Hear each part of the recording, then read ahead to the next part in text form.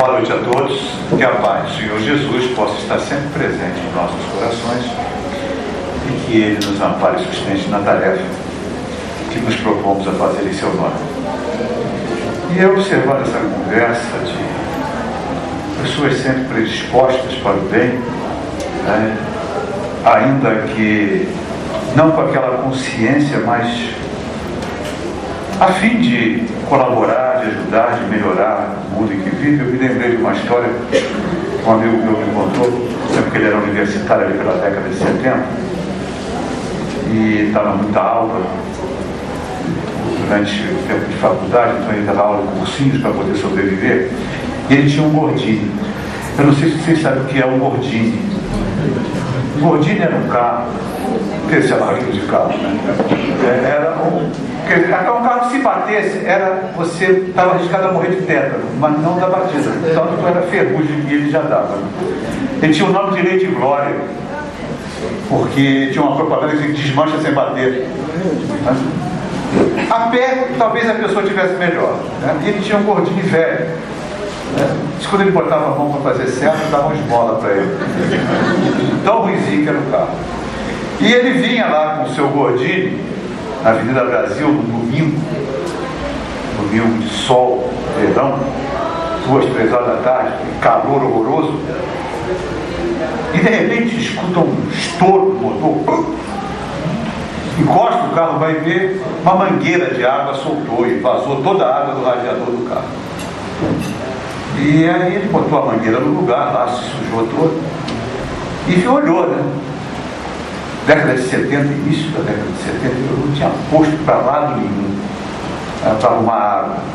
E ele disse, então, o jeito é deixar o carro aqui e andar. Até arrumar um posto para que lado, né? Não sabia nem se para trás ou se para frente. Sabia que tinha que andar para arrumar água e botar no carro. E quando ele se prepara para começar a andar, para o Fusca na frente dele, o Fusca cheio de uma família, cheio de gente. E o cara perguntou se ele queria ajuda. Ele falou, o Fusca. Não cabia ninguém dentro do Fusca, então, papagaio, sogra, tinha tudo dentro do carro. Eu precisava arrancar de uma carona até o posto baixo. Mas o que houve?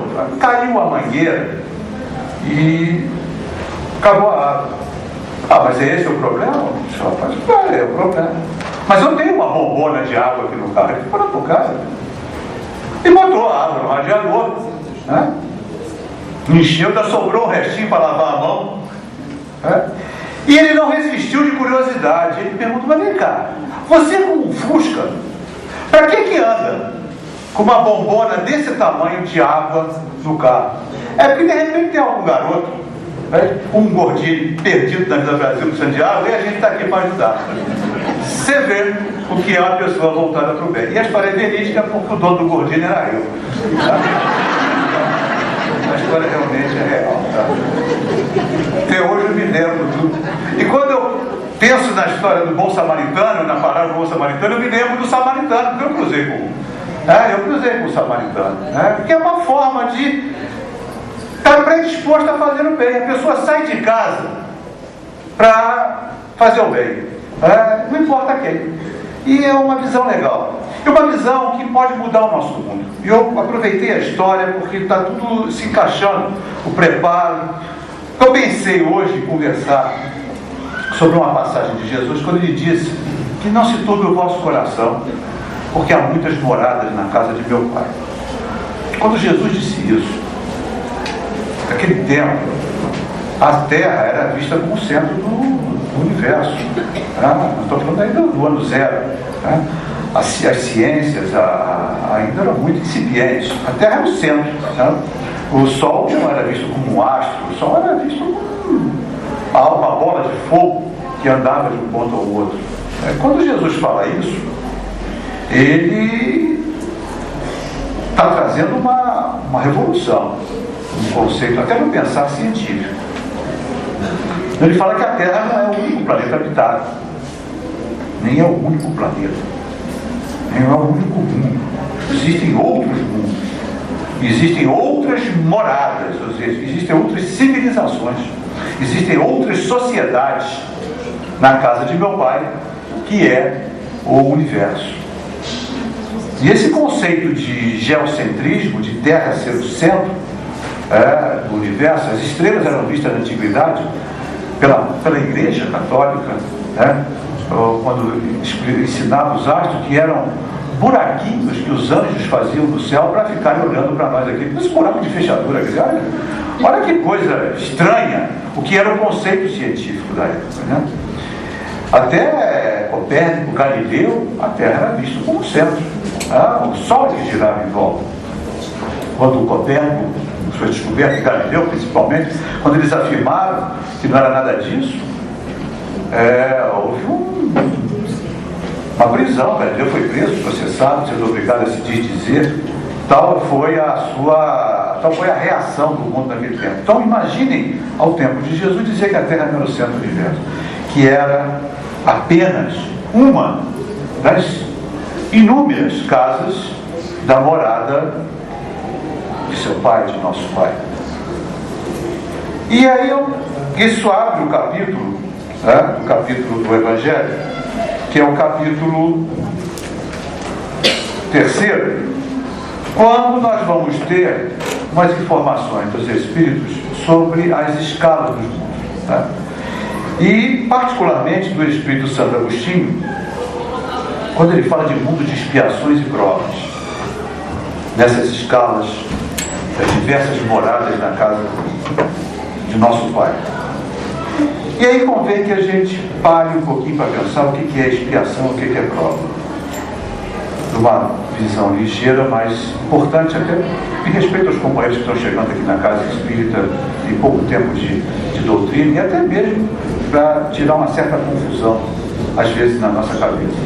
Mundo de prova todos os mundos são, até a chegada à perfeição. Nós somos espíritos criados, simples e ignorantes, com uma destinação. Essa destinação é a felicidade. E a inalterável felicidade só é alcançada quando o espírito atinge a perfeição dos seus potenciais intelectuais e morais. E essa perfeição, ela não é uma dádiva, ela é uma conquista do espírito. Ele a possui em germe, mas ele precisa despertar, pôr isso para fora. E ele desperta e põe isso para fora através de estímulos evolutivos. No nosso nível evolutivo, de espíritos que saíram há algum tempo da animalidade inferior e estão na trajetória dentro da raça humana, mas pouco tempo, nós somos espíritos jovens, independente de nossa idade corporal, até podemos ter corpos idosos, mas nossos espíritos são jovens. Isso é legal, né? Isso é bom, porque velho não existe velhice nesse planeta. Existem corpos idosos, mas não espíritos velhos. Nós somos espíritos bastante jovens. No nosso nível evolutivo, nós ainda precisamos de experiências de reação. Nós não somos espíritos de ação, nós somos espíritos de reação, pelo fruto das nossas imperfeições. Nós ainda não temos muito despertos o que seja a nossa destinação. Ainda precisamos ser estimulados, empurrados a agir. Eu gosto do exemplo de uma semente, de qualquer planta. Eu gosto de tangerina, eu costumo usar a semente da tangerina. Quando você pega um caroço de tangerina, você não tem ali uma tangerineira em miniatura. Se você botar uma lupa, você vai ver um caroço grande. Você tem ali uma tangerineira em potencial. E para que ela se realize como tangerineira e frutifique, ela vai precisar ser semeada num meio hostil, num meio agressivo, na nossa ótica. Porque se na nossa ótica, o que seria um meio adequado, confortável para um caroço de tangerina? Uma almofada de cetim no ar refrigerado deve ser um lugar maravilhoso, não é verdade? Porém, uma almofada de cetim no ar refrigerado não faz um caroço de tangerina virar uma tangerineira. Vai até apodrecer. Ele vai ter que ser enterrado mesmo, num buraco lá de terra, preta, com esterco em cima, umedecido, estampado, e ali, naquele meio que aparentemente é hostil, é o meio ideal para que ele desperte o potencial e vá recolher no meio aquilo que ele necessita, que lhe falta, para que ele possa se tornar uma tangerineira. Nós somos espíritos caroços de anjo. A gente é caroço de anjo. A gente não é um anjo. Olhar aquela cara da gente no espelho de manhã, não pode ver um anjo ali, não tem mesmo, tá? mas tem um anjo em potencial que precisamos ser semeados. Também no meio que nos parece hostil. Um planeta como o nosso, um corpo perecível, a gente já começa a morrer na hora que nasce. Porque o mesmo ar que nós respiramos é o ar que nos mata. O oxigênio é o gás mais corrosivo do planeta. É ele que habita nossas células e que nos faz envelhecer. Sempre vai ter alguém para pensar, então se parar de respirar, a gente para de envelhecer. É verdade. Mas o efeito colateral é mais desagradável ainda. Portanto, né, é melhor não ter essa ideia. Nós já surgiu uma universidade da Península Ibérica ali, Coimbra, se não me engano, como ideia, eu acho que quase não vingou também não. Então esse caroço de anjo que nós somos precisa ser semeado no meio que nos parece hostil, para que nós possamos desabrochar potenciais intelectuais e morais que nós possuímos em germe. Os potenciais intelectuais, eles são inerentes à qualidade de vida. Nós não somos animais que apenas sobrevivemos como os demais animais inferiores da criação. O animal, ele não usa o meio a não ser para a sua sobrevivência. Ele não é transformador, desculpa, ele é usuário do meio. Ele usa o meio para a sua sobrevivência. Ele é apenas um usuário. Qualquer animal é um usuário. Ele não tem inteligência criadora, nem capacidade de raciocinar abstratamente, nem de pensar. Tem uma inteligência rudimentar, sem dúvida nenhuma, mas ela é apenas instintiva para dar conta da sua sobrevivência. Se você for pegar lá, mas o João de Barro faz um ninho com a portinha virada contra o vento. Mas isso ele faz há milênios. Se ele tivesse uma inteligência abstrata, de raciocínio, de criador, ele já estava fazendo 2, 3 andares, né? Antena parabólica, refrigerado, TV a cabo. Ele continua fazendo o mesmo ninho de milênios atrás. É apenas da sua sobrevivência. O homem de milênios atrás e o homem de hoje é completamente diferente às condições de vida, porque essa hostilidade do planeta lhe obriga a utilizar a inteligência para tentar dominar os elementos e utilizar os elementos do planeta para lhe dar qualidade de vida, que é o que nos difere dos animais. Nós somos transformadores do meio. Nós temos inteligência capaz de transformar o meio a nosso benefício, a benefício de viver bem, do nosso bem-estar. Mas isoladamente nós não podemos fazer isso. Sozinho, não tem como fazer sozinho. É preciso que a gente faça em grupo, que nos reunamos em tribos, em clãs, em famílias, em sociedades, para trocarmos as nossas suficiências, aquilo que nós aprendemos. Um aprende sobre saúde corporal, outro aprende sobre higiene ambiental, outro aprende sobre construção, porque não dá para aprender tudo com uma pessoa só, ter um domínio de todas as variáveis que existem no planeta e que podem ser modificadas para benefício do nosso bem-estar. Então nós precisamos trocar o que nós sabemos por aquilo que nós precisamos. E aí nós vamos fazer o nosso desenvolvimento moral. O intelectual pelo desafio do meio hostil e o moral pela necessidade de trocar. E todos nós sabemos que viver não é... Aliás, viver é fácil. Conviver é que não é muito fácil. Existem os difíceis de amar, os difíceis de entender e os difíceis de conviver. Muitas vezes também os difíceis somos nós. Então essa hostilidade e dificuldade, que muitas vezes nós vemos como um sofrimento e um sacrifício, na realidade não é. É o estímulo que a lei tem para nos fazer evoluir. Nós somos espíritos por natureza de reação. Você precisa ser estimulado. Nós não somos espíritos de ação, nós não partimos para a luta. Se alguém duvida disso, olhe para as filas das mega-senas acumuladas, das loterias com mega-sena acumulada. Quando passa de 5, 6, 10 milhões, as filas não voltam nos quarteirões. Eu moro perto de eu trabalho perto de uma. Passa perto da volta do quarteirão. Aquelas pessoas estão todas ali para arrumar aquele dinheiro para quê? Para se tornarem mecenas e benfeitores da humanidade, para nunca mais trabalhar na vida. Não, aquelas pessoas somos nós. O que nós consideramos, tem gente que tem 2 empregos para se aposentar mais rápido, e ficar mais tempo sem fazer nada. Porque a nossa visão de boa vida é a visão de ociosidade. Portanto, nós não somos espíritos de ação, na grande maioria. Nós somos espíritos de reação. Precisamos ser estimulados. Dentro do meio empresarial, do meio corporativo, há um ditado chinês que ele é bem batidinho, mas que é verdadeiro e que é muito usado. É na crise que se cresce. Na hora da crise que surge a criatividade. Porque quando está tudo bem, ninguém é criativo. Ninguém busca solução. Quando a coisa pega, é que nós partimos para a criatividade, para buscar soluções alternativas. Quando nós fazemos escolhas. E aí entra um grande complicador para determinados grupos de espíritos. Nesse processo de ser estimulados para crescer, nós sempre somos colocados com várias opções de caminhos. Uma das características da raça humana, no seu processo evolutivo, é ser fatalmente obrigado a usar o livre-arbítrio, que parece uma coisa contraditória e incoerente. É fatal que nós tenhamos que usar o livre-arbítrio, ou seja, fazer escolhas. Nós temos que tomar sempre decisões, a partir da hora que a gente acorda. E a palavra decisão é uma palavra composta, né? Decisão. Cisão é cindir, dividir, ter vários caminhos. Ou seja, você tem que tomar uma decisão quando você tem, no mínimo, 2 caminhos para tomar. Quando você tem, no mínimo, uma escolha. Uma forma de fazer uma escolha. A gente começa de manhã a fazer escolha. E toda escolha tem consequência.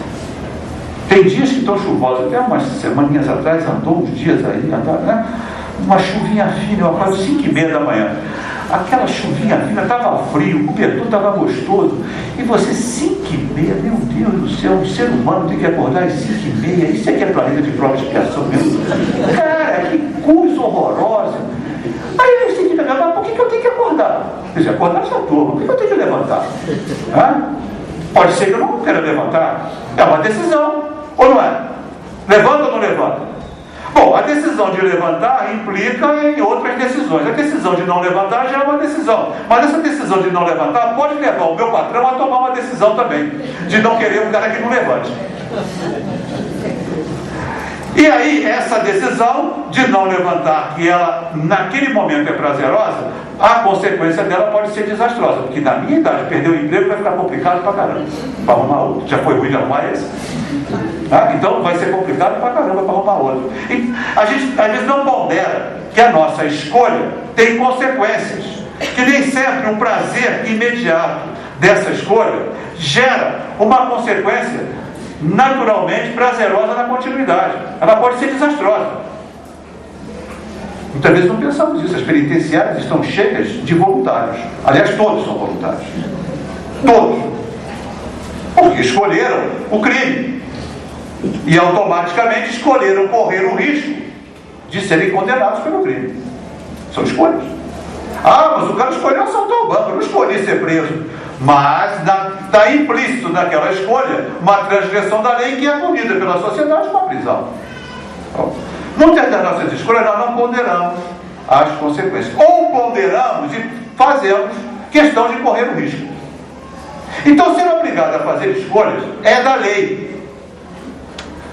Portanto, todos os mundos são de provas, porque todos os espíritos aprendem nesse processo. É o processo de aprendizado divino, nos colocar em situações de ter que optar, de ter que escolher, de ter que usar o livre-arbítrio, de ser desafiado a crescer e correr o risco de errar, porque também faz parte do processo. O erro é inerente ao processo. Quem não é perfeito corre o risco de errar. Mas o erro é o quê? Você não ter noção da consequência. Você não consegue visualizar a consequência, às vezes, a longo prazo. Então você tem 2 caminhos. Um caminho leva para a esquerda, um caminho leva para a direita. Você tem que optar, mas não conhece a estrada, vai fazer algumas avaliações, mas que serão naturalmente incompletas. Você não sabe onde termina aquilo. E de repente você entra por uma estrada que vai dar uma ponte quebrada. Você tem que voltar. Errou. Agora, se o mapa diz que a ponte está quebrada e você assim mesmo vai, já não errou. Já cometeu um erro consciente, que é o mal. Que é o erro consciente. Ou seja, eu sei que está errado, mas assim, ainda assim eu faço. Quando eu não sei que está errado e erro, isso gera um resultado, que é conhecimento. Mas quando eu sei que está errado e assim erra, e ainda mesmo assim eu insisto, isso não gera conhecimento, porque o conhecimento já existia antes. Eu já sei o resultado. Isso gera sofrimento, desarmonia, que precisa haver um processo de reharmonização, que é o mal. Os processos de reharmonização são chamados processos expiatórios. Expiar é sofrer as consequências dele. Então nem todo mundo é de expiação, apesar de todos os mundos serem de provas. Provas são mundos em que os espíritos são desafiados a crescer, e o erro faz parte do processo. São mundos onde o suor é a característica. Os mundos expiatórios, existe um compromisso de crescimento. Os mundos expiatórios são mundos diferenciados. São mundos em que os espíritos estão ali pelo seu comprometimento com a lei, não mais o compromisso, o comprometimento. São mundos onde as lágrimas costumam ser acompanharem também o suor, porque também não deixam de ser mundos de provas. A Terra é um desses planetas. Nós somos espíritos inseridos num planeta desse. Dá um mal-estar, não dá? Sempre que eu falo isso, tem um mal-estar horroroso. Mas se não for assim, se a gente não for desperto para aquilo que nós somos, nós não vamos abrir para a reformulação de alguns valores que nós utilizamos no nosso sistema de crenças e valores, no nosso processo de tomada de decisão, de fazer escolhas. Quantas vezes nós erramos conscientemente e continuamos nos mantendo? É a chamada rebeldia. É o rebelde. Não o da televisão, que deve ser um horror. Quando o troço vira moda, eu nem sei o que é aquilo, mas não pode ser bom. Virou moda, é igual Big Brother, virou moda, não pode ser bom. Quando é bom, não costuma pegar, pela característica do planeta. Então, mas não é aquele rebelde, é o rebelde que sabe o que é o certo. Ah, mas eu não sou rebelde? Claro que é. Quem é que não tem uma fita pirata ali em casa? Ah, mas ele é baratinho. Quem não baixou uma música da internet? Ou qualquer coisa da internet? Quem se alimenta apenas pelo que é saudável, que já sabe o que é? Quem é ali naquela mesa do restaurante, aquilo ali, escolhe só o saudável?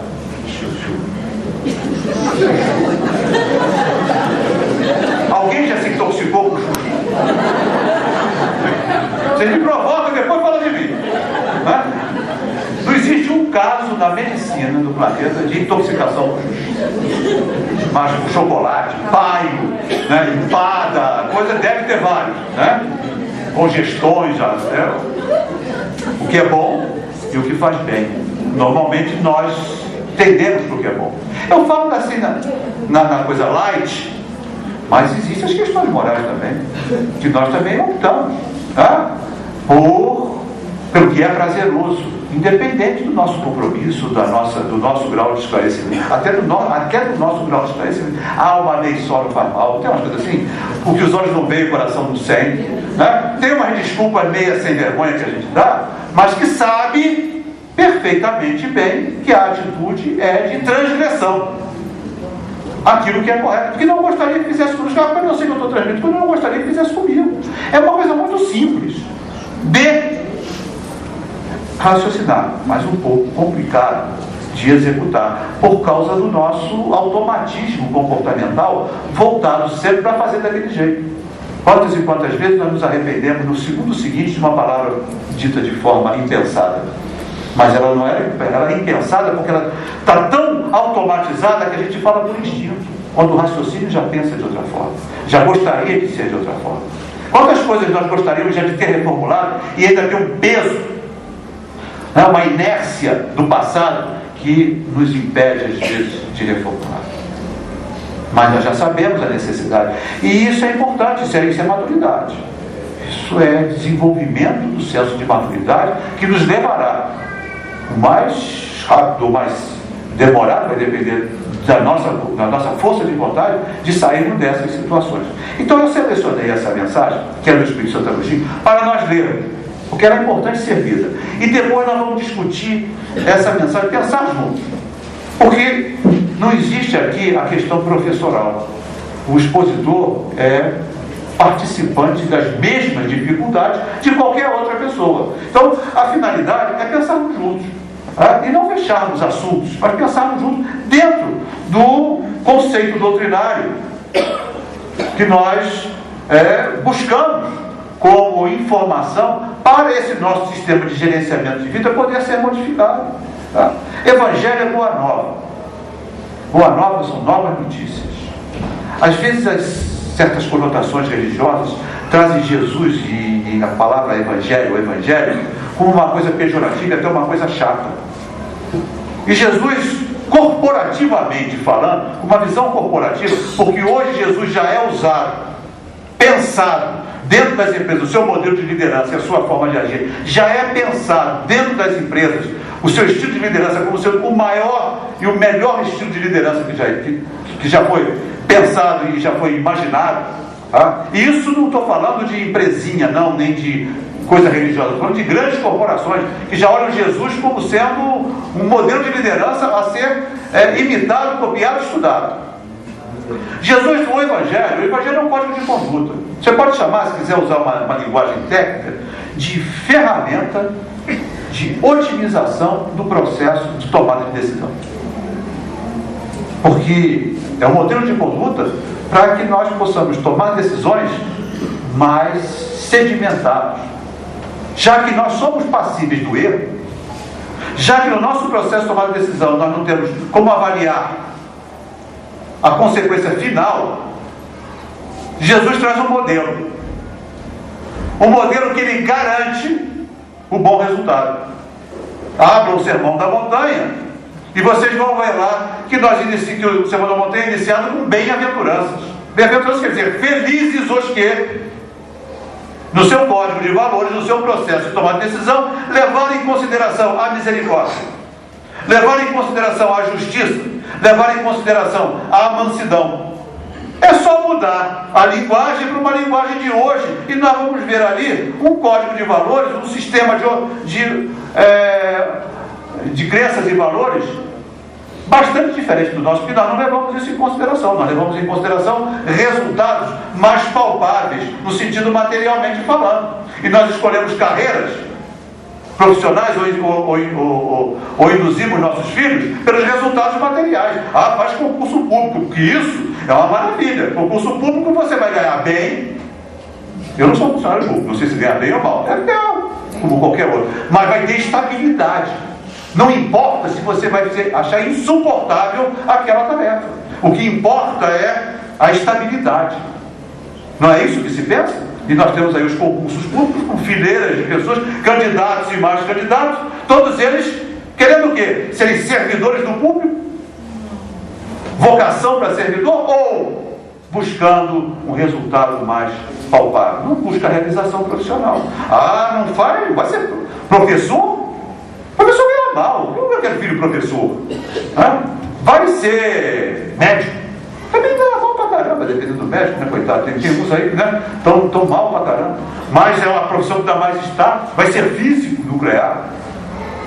Como se eu tivesse físico nuclear fazendo concurso público para técnico judiciário, que não tem nada a ver com a sua carreira. Esse movimento que nós fazemos, os estímulos que nós respondemos, ou escolhemos responder, muitas vezes nos trazem a dor e sofrimento. E Jesus fala de felicidade. Então nós somos espíritos e acabamos nos inserindo em situações que não precisávamos estar, fruto das nossas escolhas equivocadas. E por isso Jesus veio para nós, nos ajudar a escolher, a modificar. E tem 2000 anos isso. E há 2000 anos que a gente vai patinando e não consegue resolver o problema. A mensagem diz o seguinte: que posso dizer dos mundos de expiações que já não seja do vosso conhecimento, visto que é suficiente observar a terra que habitais? A superioridade da inteligência de um grande número de seus habitantes indica que a terra não é um mundo primitivo destinado à encarnação de espíritos recém-saídos das mãos do Criador. As qualidades inatas que possuem são prova de que eles já viveram e de que realizaram um certo progresso. Mas os numerosos vícios aos quais estão inclinados também são um indício de uma grande imperfeição moral. Eis porque Deus os colocou sobre uma terra ingrata para ali expiarem suas faltas por um trabalho penoso e pelas misérias da vida, até que tenham mérito para irem para um mundo mais feliz. Entretanto, nem todos os espíritos encarnados na Terra são enviados em expiação. As raças chamadas selvagens são espíritos recém-saídos da infância e que nela estão, por assim dizer, em educação, desenvolvendo-se em contato com espíritos mais avançados. A seguir vêm as raças semi-civilizadas, formadas desses mesmos espíritos introversos e que são, de certo modo, as raças indígenas da Terra, que se desenvolveram pouco a pouco durante longos períodos seculares, das quais algumas puderam atingir a perfeição intelectual dos povos mais esclarecidos. Os espíritos em expiação aí são, se assim se pode dizer, estrangeiros. Eles já viveram em outros mundos de onde foram excluídos em consequência da sua persistência no mal e porque era uma causa de perturbação para os povos. Por algum tempo foram relegados entre os espíritos mais atrasados com a missão de fazê-los progredir, porque traziam sua inteligência desenvolvida e o germe dos conhecimentos adquiridos. É por isso que os espíritos punidos se acham entre as raças mais inteligentes, e também porque as misérias da vida têm mais amargor para essas raças, por possuírem mais sensibilidade e serem mais atingidas pelas contrariedades do que as raças primitivas, cujo senso moral é pouco desenvolvido. A Terra, portanto, fornece um dos tipos de mundo expiatórios cujas variedades são infinitas, mas que tem por característica comum servir de lugar de exílio para os espíritos rebeldes à lei de Deus. Nesses mundos, os espíritos têm que lutar contra a perversidade dos homens e a inclemência da natureza. Duplo trabalho penoso que desenvolve ao mesmo tempo as qualidades do coração e as da inteligência. É assim que Deus, na sua bondade, faz o próprio castigo tornar-se proveitoso para o progresso do espírito. Então nós vamos ter aqui alguns pontos para destacar.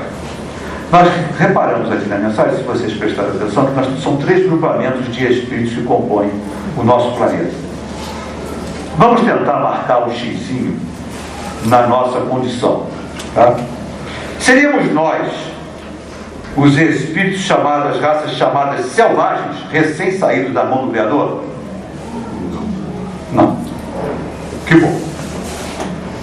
Seríamos nós, as raças semi-civilizadas, indígenas?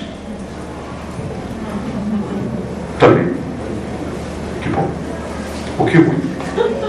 Porque agora só sobrou uma. Só sobrou uma.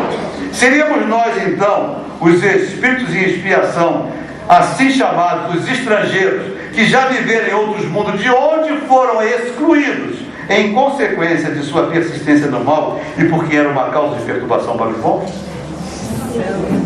Oi? Oi? Não é capela. Capela já resolveu. O problema foi pós-capela. Nós temos, quando o companheiro lembra ali de Capela, que é uma estrela da constelação de Cochiro, um dos planetas de Capela, né? Capela é a estrela, né? O sol deles, né? Um dos planetas, que alguns até, mas é fofoca espiritual, isso aí é cara espiritual. Também tem cara espiritual, tem espiritual, né? Fofoca, é contigo espiritual, também tem, eu acredito de vez em quando. Tá? Dizem que esse planeta se chamava Atlântida, por isso a questão do continente perdido não é o continente, é o planeta perdido, é um grupamento de espíritos. Quando esse planeta chegou ao nível de evolução, tá? Em que um grupamento de espíritos, pelo seu processo, pelo seu sistema de crenças e valores, sua evolução moral, tumultuava a evolução e a felicidade daquela sociedade, esses espíritos, não é que foram expulsos, perderam sintonia.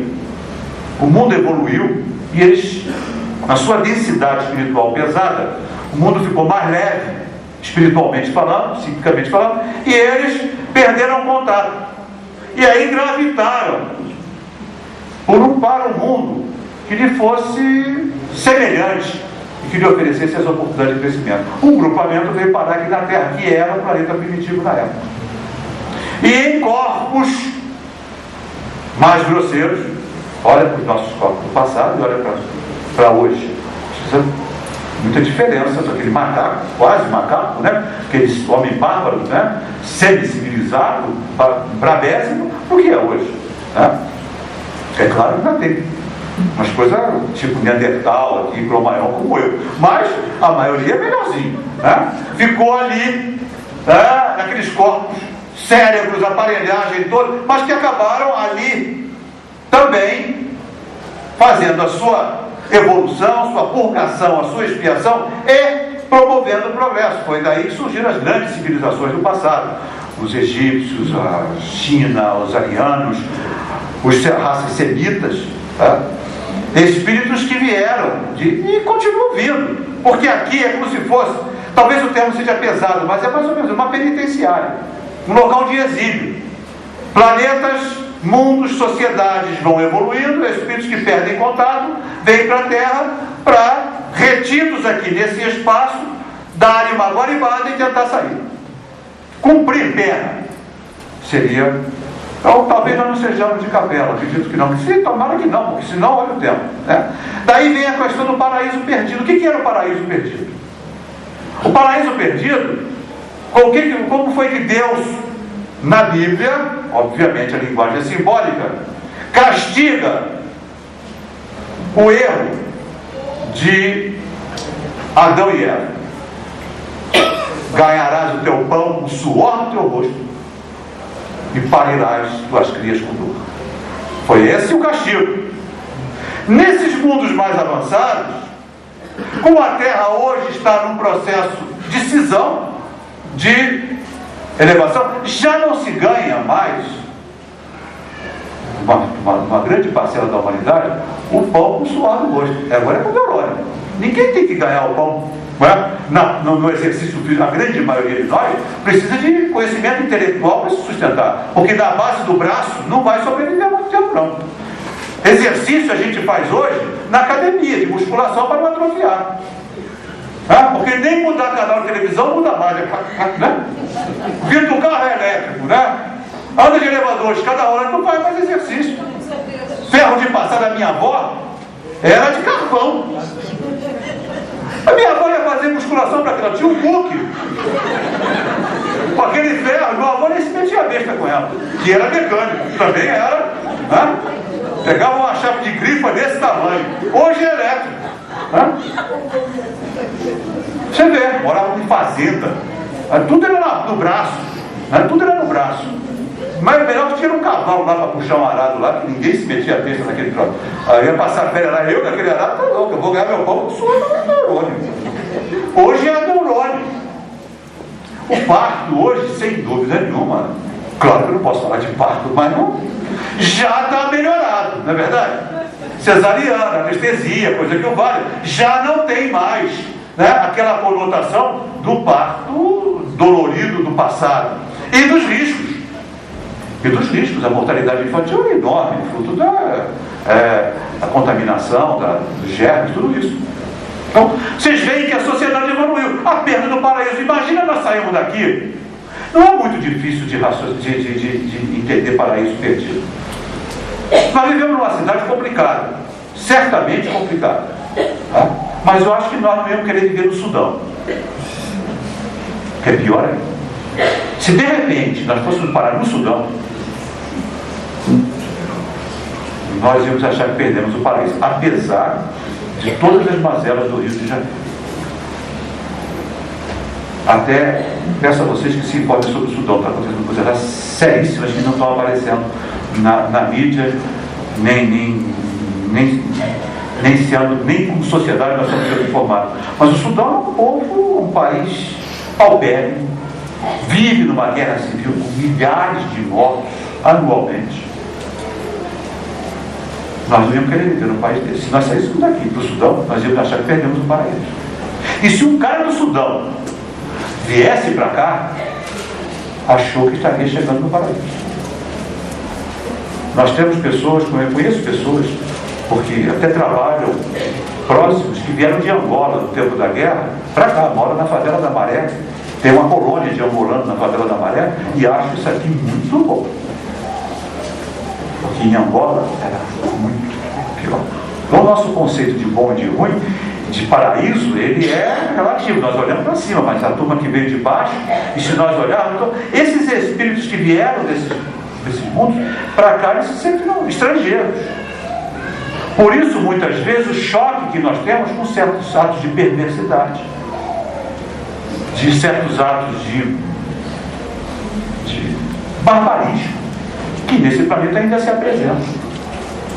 O espírito irmão Jacó, no livro Voltei, irmão Jacó, para quem não sabe, foi Frederico Figner, que foi presidente da FEB no início do século, meados do início do século passado. Foi um homem de uma atuação, tanto dentro da sociedade, porque ele foi um dos pioneiros do cinema, foi um homem muito rico. Aquele palacete que tem ali do SESI, na rua Marquês de Abrantes, vocês conhecem ali? Onde é o SESI, em frente ao metrô do Flamengo, tem um palacete ali era a casa dele, de Frederico Filho, no início do século. Tá? Eu sei que tem uma placa, não sou tão culto assim, não, que eu passei lá com Frederico Filho. Aí o cara morou aqui. Imagina aquele palacete no início do século, quanto esse homem era rico. E era um homem de um coração extremado e dedicado à doutrina. E quando ele desencarnou, ele retorna à cidade e ele não estava com a luz toda que ele pensava que pudesse estar. E ele toma um choque. Apesar de todo o seu valor, toda a sua competência, sua ação aqui no planeta, um homem bom, ele toma um choque. E ele aproveita desse choque, transforma essa sua experiência numa narrativa mediúnica, que é de extrema importância que a gente possa ler, porque é muito interessante, ele é narrado numa linguagem gostosa, fácil de ler, e ele tem então uma espécie de instrutor da colônia em que ele é recolhido, e que ele vai passando algumas informações, que ele vai dando alguns toques, e ele também vai se envolvendo em trabalho, e ele rapidamente se reharmoniza e descobre a sua luz. Mas esse instrutor diz para ele uma coisa curiosa, está na página 81, para quem duvidar. Tá? A única coisa que eu fiz aqui foi pegar o número absoluto e transformar em porcentagem. Porque ele fala da população do planeta na época, esse livro foi da década de 40, se não me engano, que era muito menor do que hoje, e ele fala então de números absolutos, fala de tantos milhões de habitantes e tantos milhões de pessoas. Então eu transformei apenas em percentagem para atualizar. Foi a única modificação que eu fiz no texto. Página 91, desculpe, do livro Voltei, pelo irmão Jacó. Mais da metade da população do planeta é constituída por espíritos semicivilizados ou bárbaros. As pessoas aptas à espiritualidade superior não passam de 30% da população, divididas entre as várias famílias continentais. Esse é um trecho do livro. Ou seja, 30% são os estrangeiros, que a mensagem nos fala. Eu acredito que nós estamos incluídos nesses 30% e desses estrangeiros. Isso é o meu pensar pessoal. Não posso dar isso como uma afirmação, mas acho que tudo indica. Né? Por que nós somos aptos? Não é na espiritualidade, né? Não é na espiritualidade superior. Aptos à espiritualidade superior não é estar lá, estar apto a adquirir. Por que eu penso assim? Porque somos muito poucos os que abrimos mão de algum tempo de nossas vidas para as questões existenciais, como nós estamos fazendo aqui hoje, uma segunda-feira, 20 para 9, está certo, tem horário eleitoral, qualquer coisa é melhor que o horário eleitoral. Óbvio, né? Quem sabe está mais cheio até por causa disso, está tendo que voltar para ver a novela. Né? Porém, ser espírita no Rio de Janeiro, ser um religioso, mas vamos falar da nossa placa, quando a gente fala 30%, não é de espíritas, é de atos em todo o planeta. Mas ser espírita no Rio de Janeiro é muito mais complicado do que ser espírita em Cambuquira. Eu falo isso com muita tranquilidade, porque eu sou de Cambuquira. Vocês conhecem Cambuquira? Não tem nada para fazer. Nada para fazer. Então é lazer, qualquer coisa é lazer. Então, o cara ser espírita em Cambuquira é fácil. Né? Vamos ser, fazer mesmo. Né? Agora aqui, você tem N opções: shopping, praia, bares, tudo que você quiser.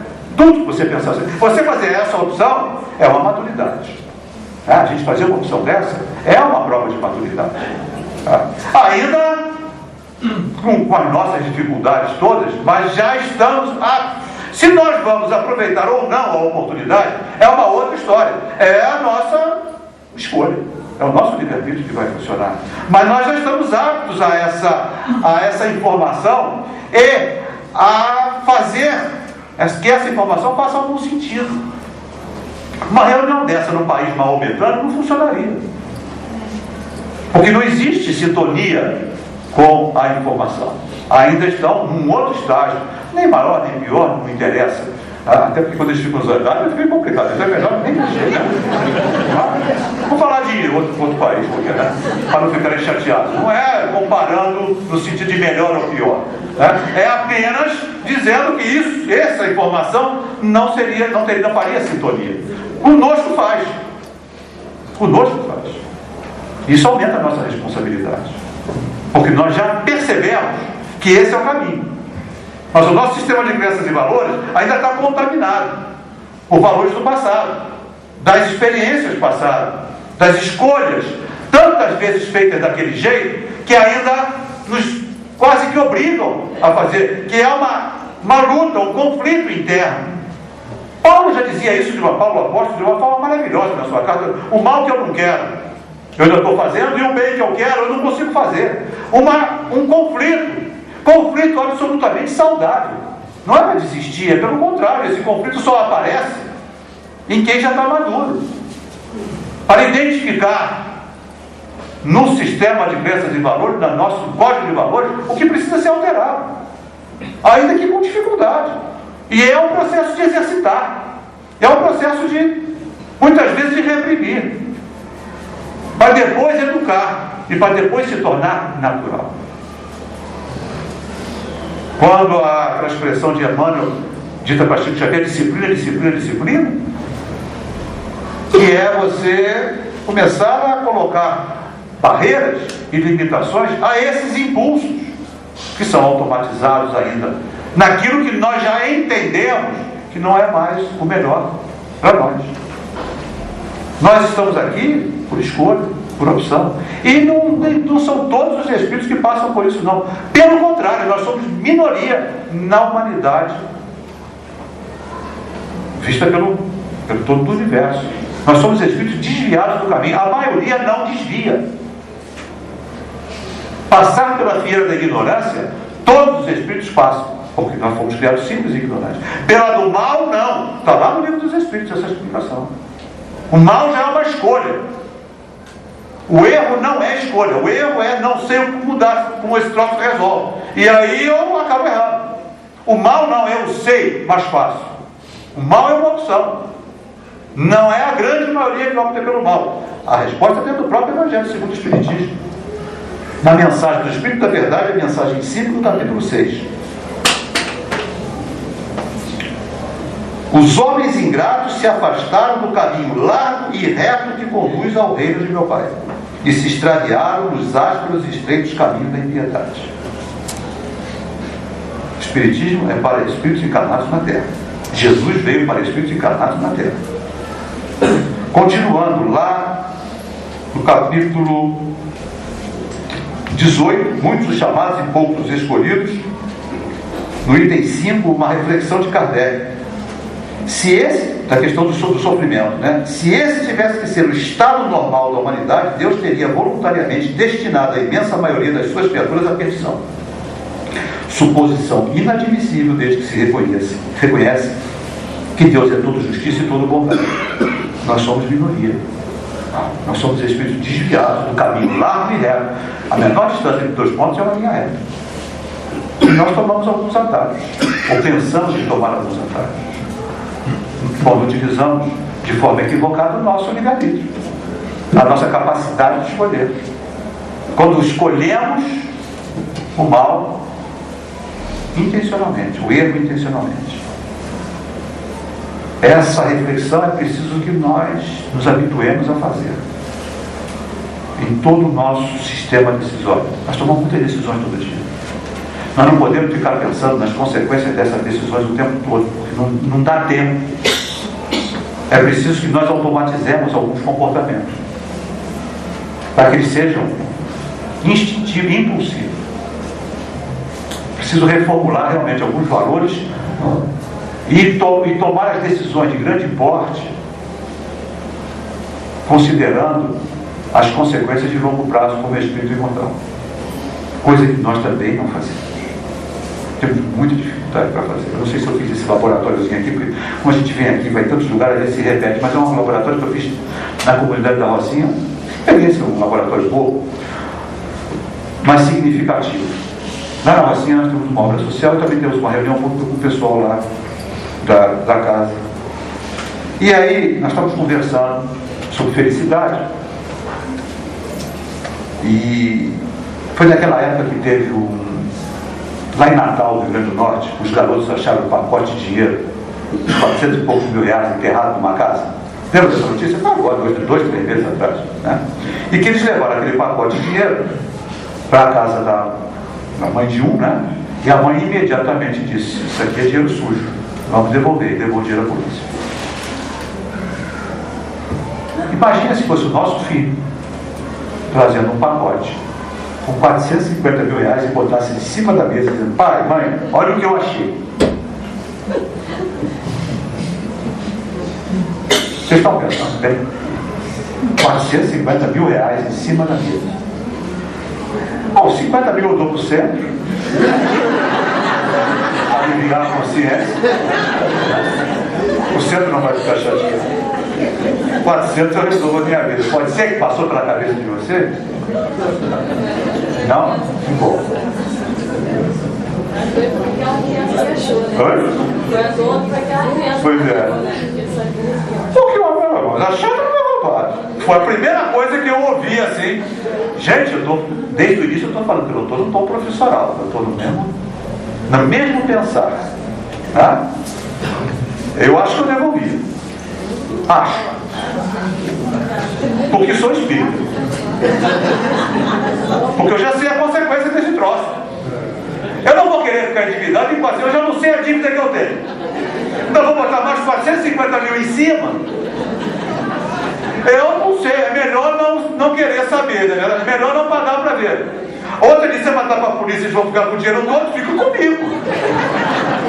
É razoável. É razoável.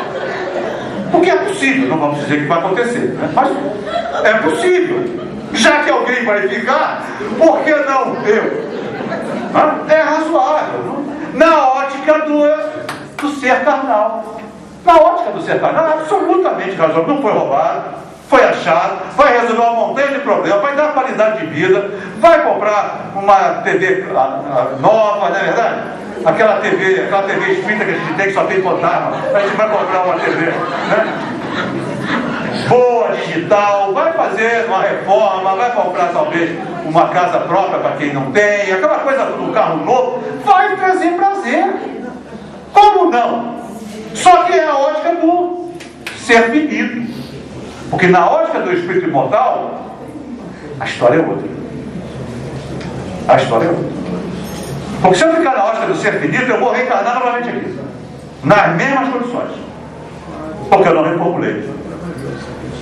Ou eu mudo o paradigma, ou eu mudo o modo de pensar, e por consequência o modo de agir, ou eu continuo preso nesse planeta com sintonia. Se eu não mudo o modo de pensar, como é que eu vou querer que as coisas mudem? Então eu já estou aqui por aqui mesmo. As coisas só vão mudar se eu mudar a forma de encarar, porque elas não mudam. Quem muda só é a forma de a gente encarar. Esses estímulos continuam existindo, outros vão passar por eles. O planeta pode melhorar, vai melhorar, e com certeza vai melhorar, mas outros planetas de expiação terão que passar por esses estímulos. Eles pertencem às experiências desejadas por alguns do seu processo de escolha. Eu gosto de pensar, só para a gente encerrar, claro, somos nós que escolhemos. Já contei talvez várias vezes, mas eu acho interessante, porque eu vivo pela cidade, porque eu trabalho na cidade. E ali aquelas bancas de jornal da Rio Branco, elas me chamam muita atenção. Porque cada banca oferece um grupo de ofertas, né, o jornal está vendendo. Tem banca de concurso público, né, tem banca que vende CD pirata, tem banca patarada, tem banca patarada, tem banca, né, psicopata, né, tem banca para tudo, só tem crime, né, sou psicopata para aqui para ver isso, né? E tem aqueles grupinhos que vão parando nas bancas, os quais eles fazem sintonia.